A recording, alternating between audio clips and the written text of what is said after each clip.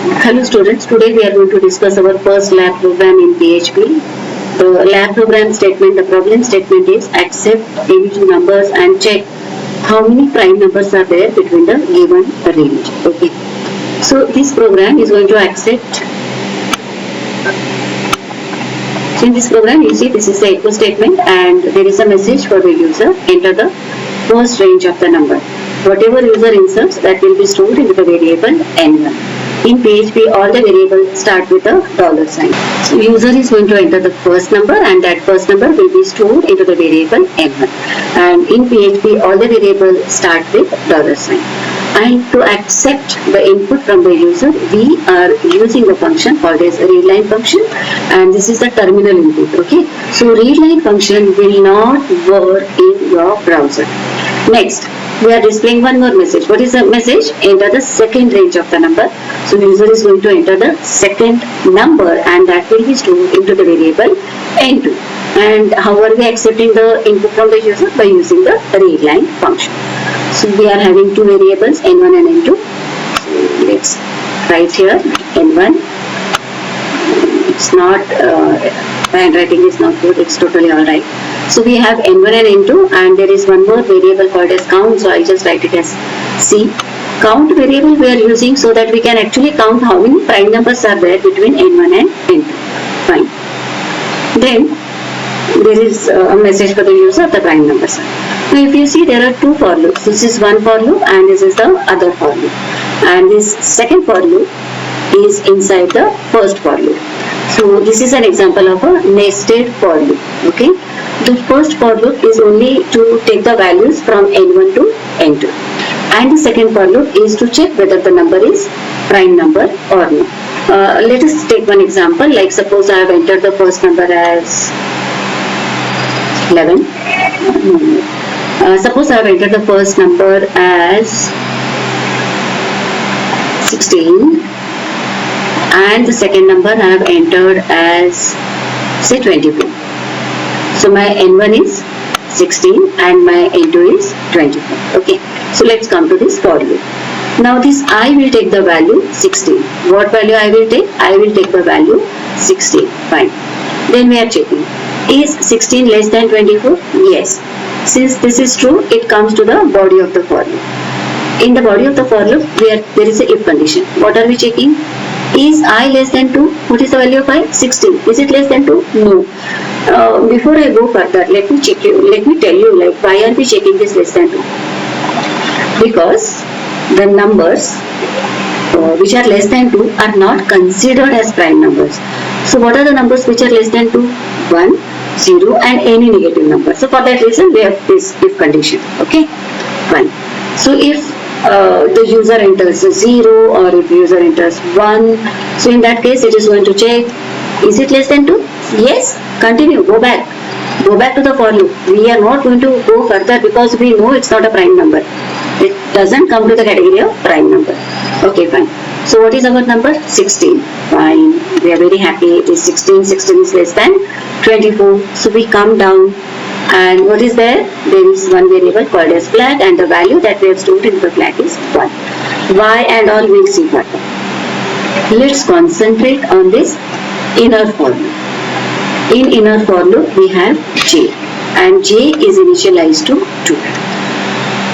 Why? What is the need of this for loop? Because we want to check whether the number is prime or no. And what is our number? 16. So to check the number whether it is prime or no, what I have to do? I have to keep dividing this number and 2 8s are 16. Right? 2 8s are 16.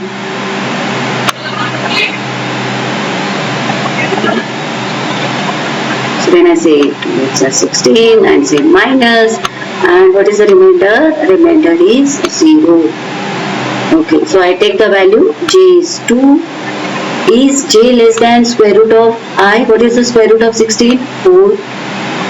Is 2 less than 4? Yes, it is less than 4. Then we check when I divide I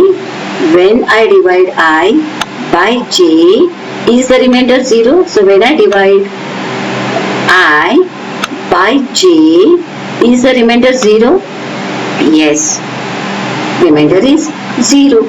So what are we doing? We are changing the value of flag to 0. Flag was 1. This is not flag. Let me just type flag. So I'll just type F for flag.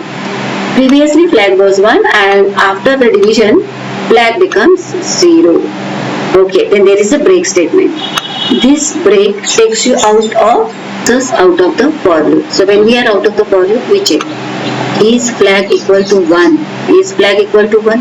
No, flag is 0. Just now we made it 0.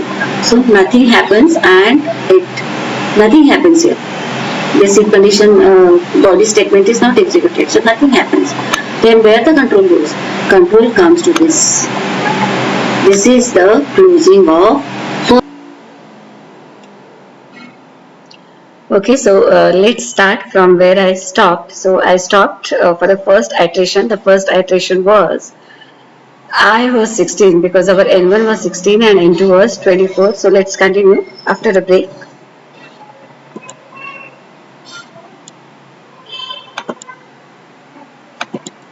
I'll just write those numbers because there was a lot of disturbance and I need to stop and I'm starting again after a break.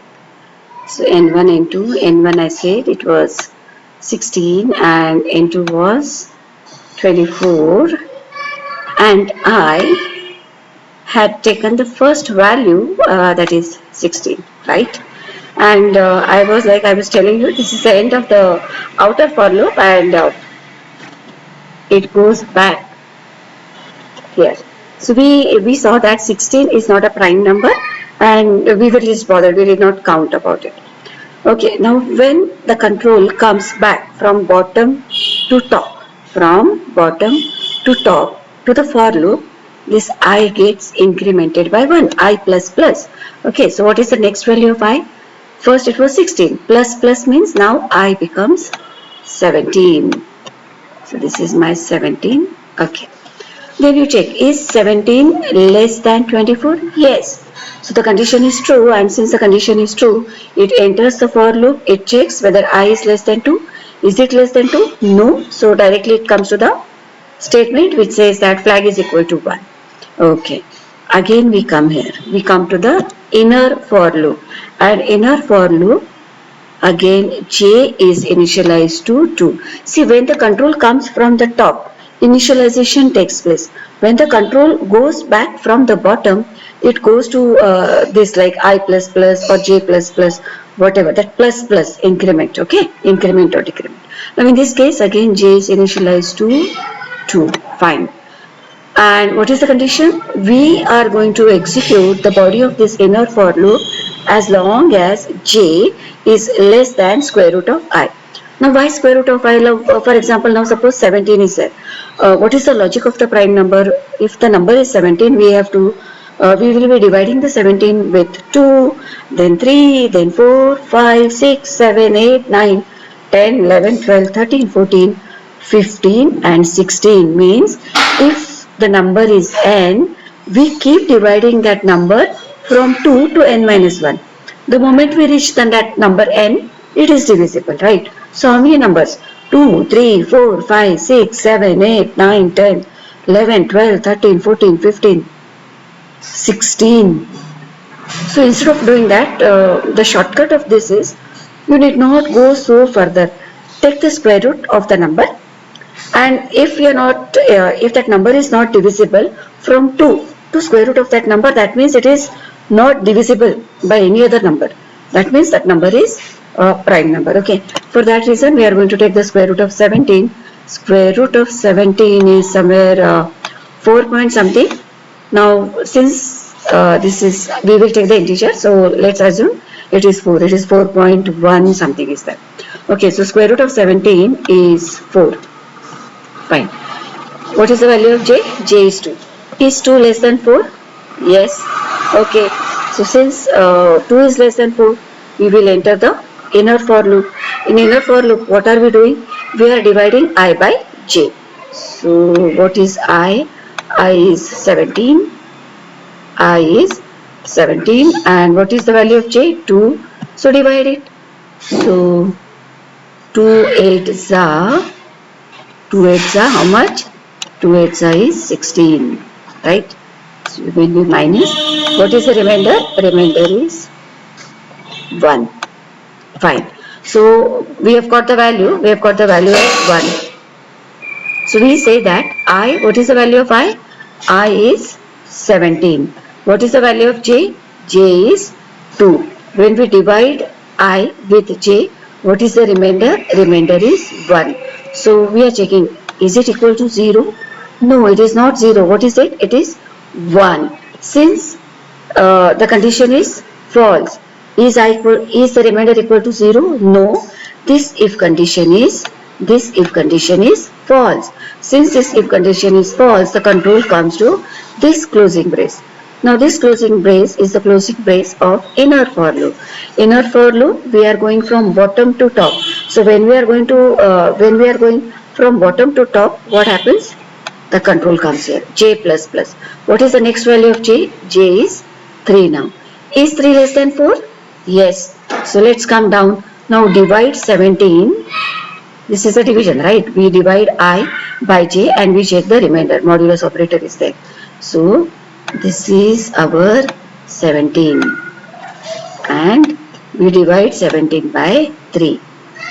3. Okay, I'll just take it down.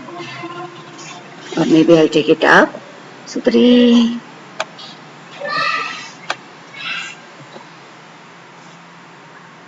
3 5s are 15, right? So I will divide 3 5s are 15. What is the remainder? Remainder is 2. Is it equal to 0? No, it is 2. So where the control comes is if condition body is totally skipped.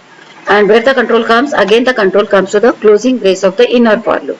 Again from bottom we are going to the top. So from bottom when we go to the top, what happens? J is incremented. What is the next value of j?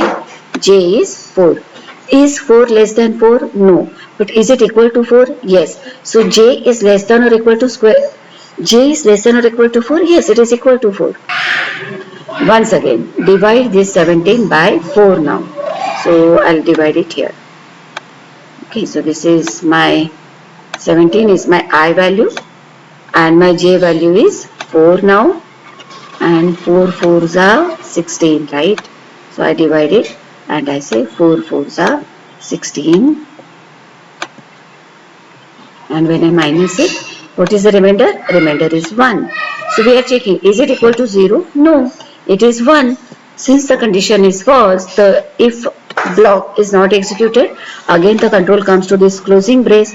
This is the closing brace of inner for loop. From this inner closing brace, we go back to the for loop. Where the control goes? J plus plus. What is the next value of j? Now the next value of j is 5. Is 5 less than or equal to 4? No. No. So we come out of this inner for loop and there is a if condition.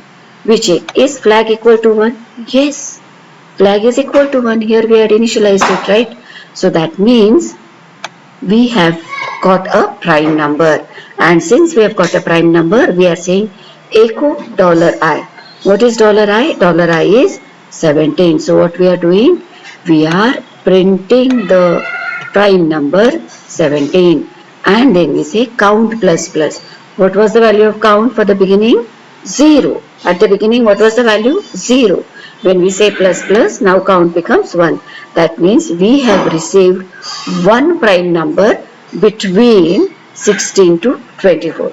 Okay. Okay.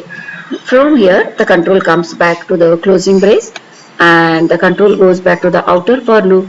I is incremented. The next value of I is 18. And the same procedure is followed for all the I values, that is 18, 19, 20, 21, 22, 23, 24. And out of this, 17 is one prime number, 19 is one prime number, 20? No. 21? No. 22? No. 23? Yes.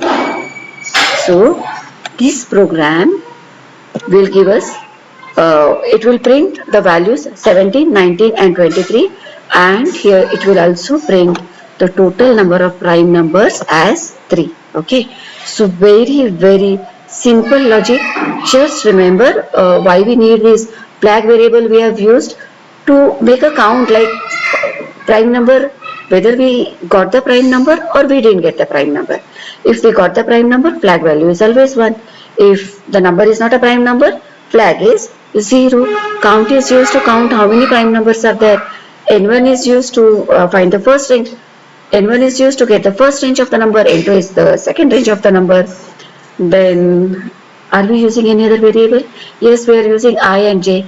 I is used as a counter variable for outer loop, outer for loop, and j is used as the counter variable for inner loop, right? Outer loop is only to take the numbers between n1 and n2. Inner loop is to divide that number from 2 onwards till the square root of that number. Very simple logic.